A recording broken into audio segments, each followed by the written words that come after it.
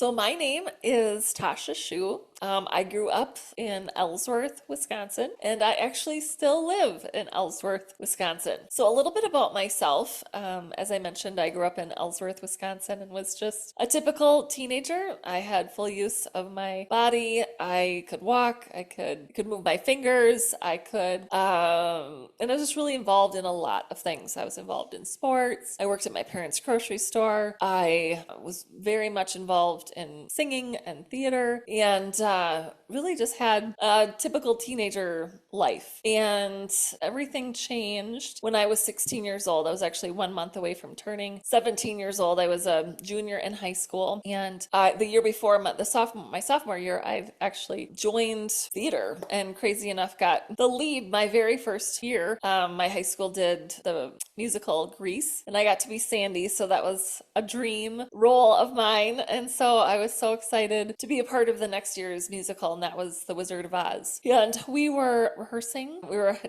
pretty down to the wire. We had 3 nights until our opening night, and things were extremely chaotic. And just if anybody's ever been involved in theater, it's those last few days that you're trying to pull everything together, kind of running around and thinking we're never going to be able to do it, and it's going to be a flop. And that's kind of where we were at. We were working on scene changes, and to make a very long story short, I was standing on the stage helping with a scene change. The lights were out. It was pitch black. Most of us had no idea what we were doing. And as I stood there on the stage directly behind me, and I had no idea. I had no clue. Nobody said anything. Like I said, it was pitch black. And as I was standing there, I mean, it happened so fast.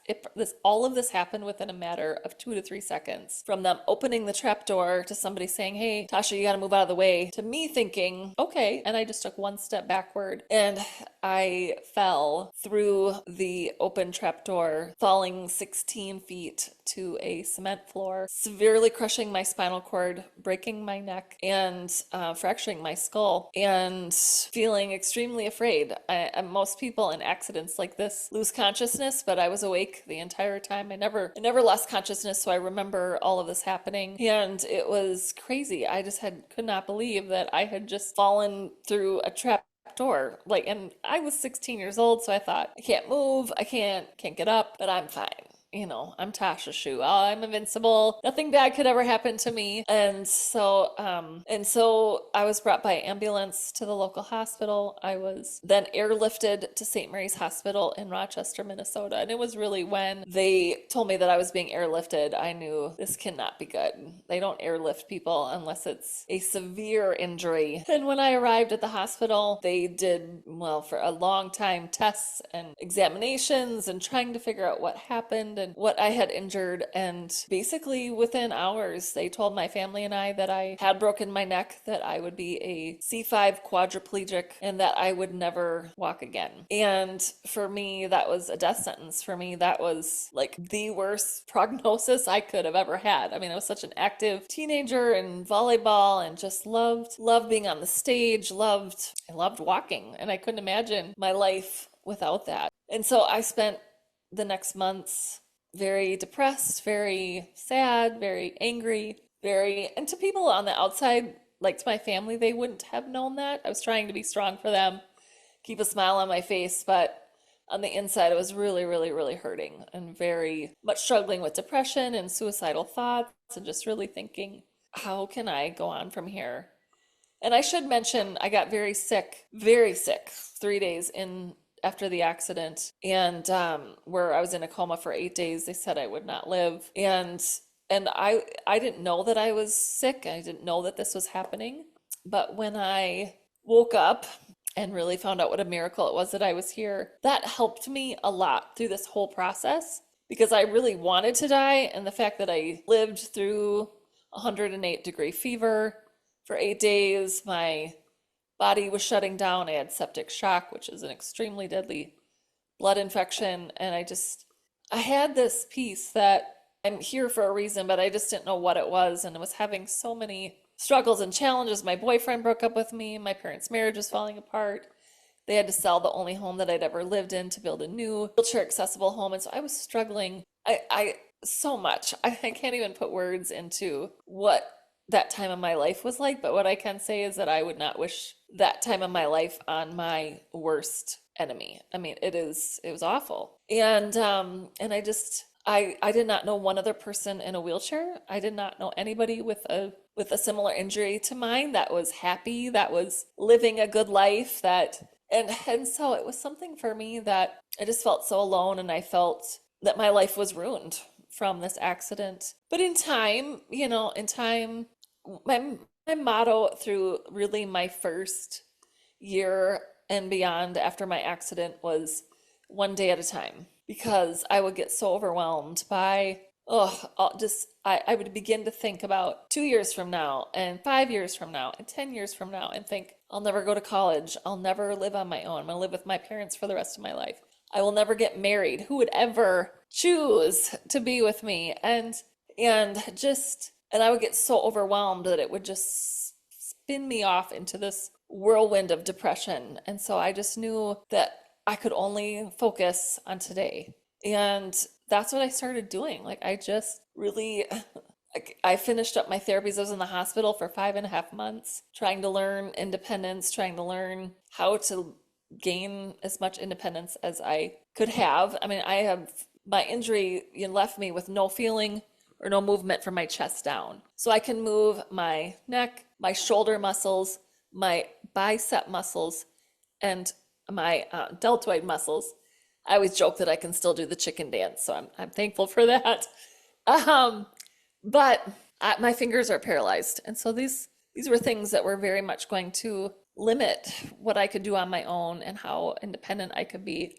But as I moved home, I went back to school and I graduated high school on time with my class, which was a huge thing for me. I was very close to my classmates, and my classmates were really a huge support to me during this time. And the crazy part, this is really crazy, but just a side note, is that 3 days before my accident, one of my best friends was in a car accident, and she has a traumatic brain injury. I have a spinal cord injury. She was in the cities at at the time what was Ramsey, I think is now Regions.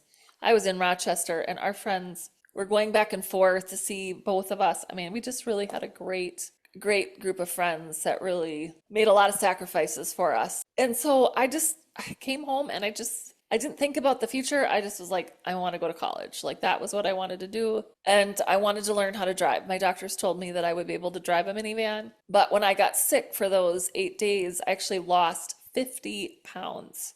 So I was like skin and bone, had very little strength, and so I had to work up the strength in my arms so that I would be able to drive a minivan with hand controls. And I surrounded myself with amazing friends, and my family has been just awesome through all of this.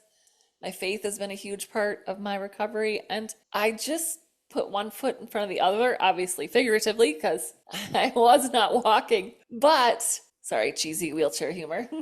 um, but today, like I look and I'm like, oh my goodness, I have overcome so much. And as I began to overcome these things, as I graduated with my first bachelor's degree, learned how to drive a minivan, was living on my own at Winona State University they had an apartment that was accessible for me, and just learning like, oh my gosh, my life's not over. And life is good. I can't believe this. I don't really know how to explain this, but things are really working out. And then I went and got my second bachelor's degree in theology. I started speaking, and just at Winona State, I had a couple professors that asked me to come and speak in their class. And I thought, about what? Like, I can tell you about my accident, but I haven't really done much since. It's only been a couple years. And just seeing people be inspired by just what I've been through and how I was at college and getting my degree, and I just loved it. I was scared to be in front of people, but I could see the impact that it was having on others, and I could see that it was helping others, and that was something that I always wanted to do.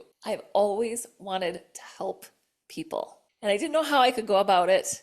But I ended up majoring in communication studies with a minor in music at Winona State, and said, I'm going to be an inspirational speaker. I don't know how you do that. I don't know. I don't know how that's going to work out, and I think a lot of my friends were like, oh, that's great, Tasha. You're going to be an inspirational speaker. I'm like, no, I really am. Like, I'm going to figure this out. And so I started speaking full time in 2007 and sharing my story to any and every group that would listen. And then in that time, I wrote my first book. I built my own home. Never thought that was possible. Began living on my own with caregivers coming in for only a couple hours a day. And then I was crowned Miss Wheelchair USA in 2012, which was something I didn't even know was possible. I didn't even know that was out there. But like all these things just started happening. And then I met my husband. We met online and just fell in love and got married and then wrote another book about our marriage. And we worked together. My husband was actually a meteorologist on TV for almost 12 years. And when we met, we just knew that we would never see each other if we didn't work together. And so he left his job as a meteorologist and joined me, and he's now my manager. And we travel and we speak all over the country, mostly to schools. And educators. We do a lot of disability conferences, inclusion conferences, because I'm really passionate about that, obviously, with my disability and passion of inclusion for people with disabilities and obviously everybody, but just with my disability and my story, how thankful I am for the country that we live in, for the accessibility. And we've come a long ways. We have a long ways to go, but we've come a long ways. And I love, talking about that. But we do speak mostly to middle schools and high schools. I'm really passionate about mental health, very passionate about mental health, and our youth are hurting. Our teachers are hurting, our educators are hurting. And I found that out in 2014 when my best friend from high school lost her 14-year-old son to suicide. And that was what really changed our work. I was speaking mostly to organizations and adults and conferences. And when we lost Logan, it was really where we learned the statistics of our youth. It's the second leading cause of death in our youth is suicide, and just how many kids were hurting. And I just thought we have to do something about it. We cannot sit by the wayside and say, oh, that's too bad. That's really awful. We have to do something. And so we changed everything that we were doing and started speaking at schools. And since 2017, I've spoken to almost 100,000 students and educators. And so and that's including a year and a half of COVID where we did a little bit of virtual speaking, but we, didn't really do any in-person speaking. And it's my passion. Speaking is what I love, to help people, to inspire people, and to share my story and my journey, because I would never have imagined that my life would be this amazing. And yes, I have many struggles and challenges, but my life is good. And I love sharing that with people and to help them get through the struggles and challenges that they're facing. I've written 2 books in my journey. The first one is My Last Step Backward. And this book is really, it's my memoir of my life before the accident, and just my life afterwards, of what my family went through, what I went through, of just the struggles and the challenges, and yet seeing glimpses of light throughout the journey, and really beginning to see all these things that I would still be able to overcome and still be able to do, and really seeing that life was worth living. And just it really talks so much about my story than what I can share in a podcast like this or when I'm speaking. And so when I started speaking, people were like, oh, tell me your whole story. And I'm like, we'd be here for a long time if I told you my whole story. So that's why I wrote my book, because I love reading. I absolutely love reading. And so I wanted to write a book to share what I have been through and share just so many other aspects that I'm not able to share when I speak. And so that was my first book. I released that in 2012. And then in 2017, I released my second book titled My Next Move Forward. And this book is all about Doug and I. When I was dating, and I purposely had gone 10 years without dating. And so when I started dating Doug, I had a lot of questions. And I thought, okay, I'll read other people's books about spinal cord injuries. I will, learn how other people have made it work, because my husband is able-bodied and does not have a disability. And so I'm like, okay, how are things going to work in marriage and all, those aspects. And none of these books talked about the questions that I had. And I thought, oh my gosh, why are we not talking about these things? Sex and how to balance life when one person has a disability and all these things that I just thought were so important that people were not going in depth about. And so I just decided that I was going to write a book that answers every question. And there's no hiding, no shame, and just really putting it out there of the struggles that Doug and I faced in our first couple of years of marriage, and just how we worked through them, and just honestly covering everything that I thought while telling our love story, also telling and answering all the questions that I know people have. I mean, when Doug and I were dating, people said some really awful things to me. I mean, just like, how do you know he really loves you? You're quadriplegic. Why would he want to marry you? Why would he want to be with you? Like, he must have ulterior motives. And those are things that really, really, really impacted my mental health and really affected, how I was scared. I was scared of rejection. I was scared of being hurt. I was scared of if I could be a good wife. And so I talked about that in depth in my second book, My Next Move Forward, because I thought if I had the questions and other people had the questions, then I'm going to answer them in hopes that it can help someone else, maybe that's going through what I'm going through, or someone that's just plain curious. So it was, so those are the two books that I have written. So the takeaways from my message, I'm really, really super passionate about resilience. And resilience is crucial for our mental health. It is crucial for every human being because we're all going to have struggles and challenges. And resilience is really just the ability to bounce back after a challenge, after a struggle, during a difficulty. And I have learned the importance of that in my journey. And so I speak on 4 things that have helped me be resilient after my accident. And those 4 takeaways spell PATH. And it's an acronym for purpose, attitude, team, and hope. And those 4 things are what honestly have helped me get through my accident, have helped me get through hospitalizations that I've had over the years, have helped me go through relationship failures, helped me get through COVID, and have helped me in basically every struggle and challenge that I have faced over the years. So I'm very passionate about this because I believe that it's helped me, but it's also supported by mental health research, also supported by the organizations that are out there that are speaking about mental health. These are the things that they also share are very important. And so it's important to know that you're here for a purpose. You're here on this earth for a reason, and to know what your purpose is. And I think as human beings, we make it a lot harder than it needs to be. I think purpose is something that can be found as simple as being kind to the people that are in our lives and really loving those that are around us and making an impact wherever we are.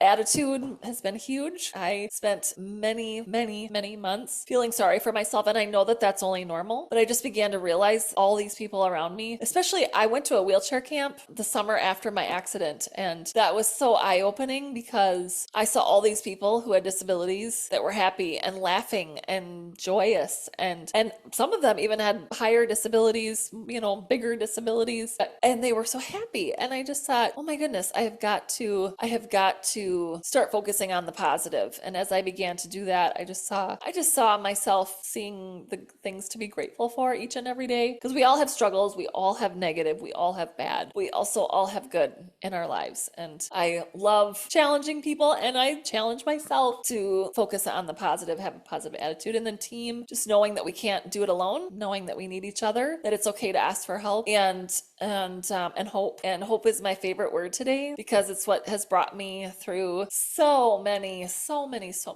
hopeless days, and trusting that things would get better, trusting that I was strong enough to get through, and that I wasn't going to quit. And I'm so thankful, because today I'm just so thankful because my life has turned out so well, and just all the people that I get to impact and all the people that I get to help just makes my life so rewarding, and makes just brings me so much joy every day. So my connection with the caregiving crisis really stems back to my accident, my disability, and the life that I now live.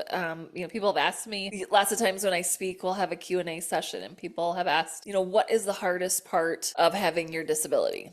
And that's definitely, I don't have to think long and hard about that one. It's having to rely on others. With my disability, my tricep muscles are paralyzed, and as I mentioned, my fingers are paralyzed. So I'm not able to transfer myself. I'm not able to get dressed on my own and just need a lot of care, especially in the mornings and at night, getting in and out of bed. And so for me, after my accident, I needed a lot of care, almost 24 hours. And my family did a lot of that caregiving. We had outside people come in, we had caregivers come in, but I didn't really like outside people coming in because I wasn't comfortable. And so I wanted my family to do it all. But then I saw the strain that it took on my family and how it was impacting their mental health, and they were struggling. And so I started hiring caregivers to come in and help. And then when I went to college, I obviously was not going to have my mom go with me, and I lived an hour and a half away from home. So I had caregivers that I hired, and I started off with agencies, but I received a settlement after my accident that helps cover and pay for my caregivers. And so I just began paying out of pocket and finding my own caregivers. And so I started hiring them, most of them being students at Winona State, training them myself, and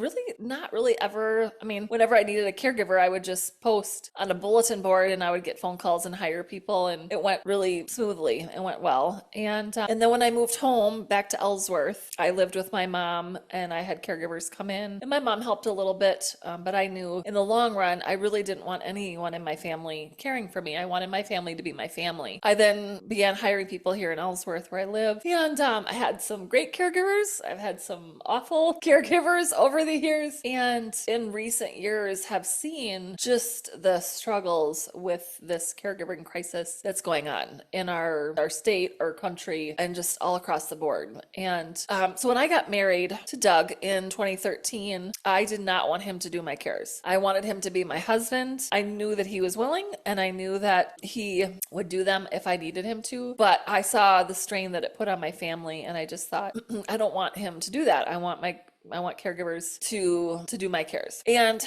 I had just built my new house probably 5 years before I married Doug. And so I was on my own there, and, had caregivers coming in morning for about an hour and a half, and they'd come back in for an hour for lunch, and then an hour for dinner, and then an hour or two for bedtime. And I just have seen in my own life, living in a small town, just that the struggles of finding people and finding quality people that, I've had caregivers steal from me. I've had caregivers lie to me. I've had, it's been 26 years since my accident. I should mention that. It's been a long time since my accident. And in these 26 years, I've had every good and bad experiences with caregivers. But just in recent years, just seeing the shortage and seeing, people not staying in this field, and it getting harder and harder to find people to care for caregiving. And I have done, being that I do my own hiring, I'm usually asking my caregivers who are already working for me, do you know somebody who would want to work here? Or I was going to the local college and posting a job, CNA, nursing schools, posting, and just not really getting much results and really struggling. And recently I've started posting when I need a caregiver, I post on Facebook, and that seems like it's a great place. I found some really great people through that. But my friends that I know that are in wheelchairs, it's heartbreaking. Like, I have one friend that had to leave her apartment and go live in a nursing home. She's like 28, 30 years old, and she's living in a nursing home because she can't find caregivers.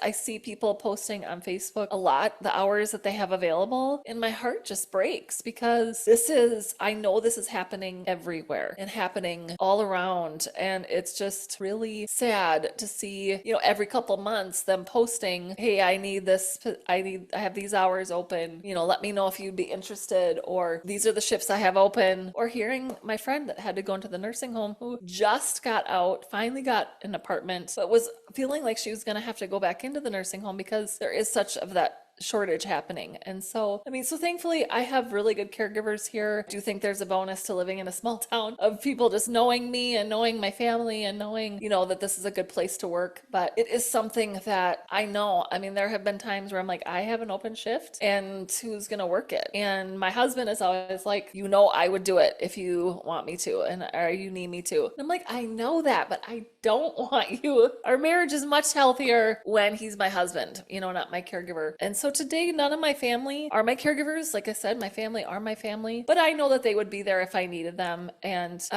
but it's hard. It's seeing just even somebody that was recently injured that I've been talking with him and his family, and his mom is doing all of his cares because he doesn't want somebody else to come in. And I get that. I understand that, but there's also a shortage. And so it really is something that is heartbreaking. And I don't know how to solve it. I mean, it's just something that, you can go to McDonald's and make $16 an hour, and that's what you're going to make for caregiving, which is longer hours. It's physical work. If anybody's listening and you're interested in being a caregiver, it's such a rewarding field. I just, my caregivers and I, we have fun together. We laugh, we listen to music.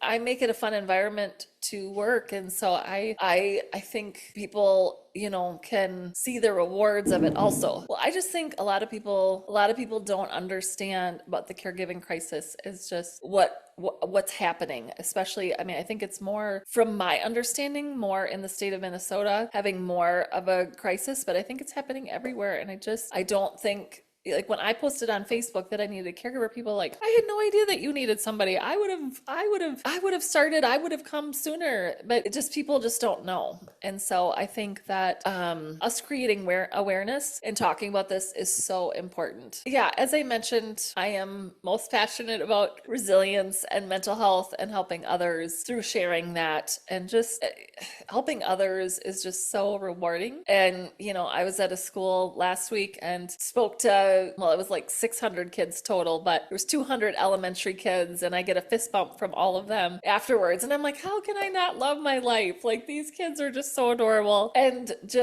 I know that so many of them are going through struggles and challenges, even at elementary age. And so I'm just passionate about helping others and hopefully making a difference in this world and making it a better place. So nowadays, my husband and I, both of our full-time jobs are speaking. So we travel, we speak about, our goal is 40 events and get 40 different engagements a year. And so that's pretty much what we do every year. Yeah. And so it keeps us very busy, because especially with schools, that's from, August to generally May. So that's 8 months. So that's usually at least one event a week. Sometimes it's a lot more than that, kind of ebbs and flows, but it keeps us very busy. I'm also actually in the process, outside of speaking, I'm in the process of recording my first book on Audible. So I'm very excited about that. Ever since I released my first book, I had so many people, especially people with disabilities, ask me, are you going to put it on Audible? It'd be so much easier if I could listen to it. And I was like, yes, I'm going to do that. I'm going to do that. Well, that was 12 years ago. And now I'm finally making it happen. So I'm halfway through, hoping to wrap it up within the next couple of weeks. And it's been so much fun, because I sometimes forget about everything that I've been through. Sometimes I honestly feel like I'm telling somebody else's story about falling through a trapdoor and breaking my neck. It's been really fun to go back and read my book and just see how far I've come and see all the things that I have been able to do and overcome since my accident. So that's what I'm working on now. We're just wrapping up our schedule for the summer. And people are like, oh, that must be nice to not have to work in the summer. I'm like, no, we work in the summer. We just work on projects that we're not able to do while we're busy traveling. And so I'm working on writing a new keynote, an extra message, so that when I go into schools, I can come back sooner or share a different message with different groups of students. And yeah, we work with an awesome organization. I should mention this, that we work with an awesome organization called Till 360. And so we were partnered with them, merged with them about a year and a half ago, and they're a speaking organization. And so we do work with them also. So we'll be busy this summer, and just love the work that we get to do. So my website is tashaschuh.com. That's TASHASCHUH.com. And all my social media channels are on there. I would love for you to check out my website and follow me on social media. I'm always posting new content, new videos, especially about my disability and how I do things, how I live my daily life, and then also sharing about our speaking, and also a lot of videos on mental health. So I encourage you to check that out. And if you're interested in purchasing my books, they are available on Amazon, but we fulfill they're also available on my website, tashaschuh.com. And we fulfill the orders that are on tashaschuh.com. So if you want it to be signed or autographed, order it through there. It's the same price as Amazon. So would love for you to read more of my story and more of my journey. So thanks for checking that out.